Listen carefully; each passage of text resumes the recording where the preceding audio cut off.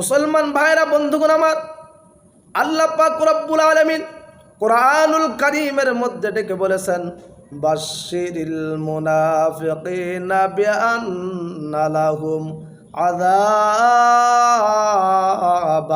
আলীমা।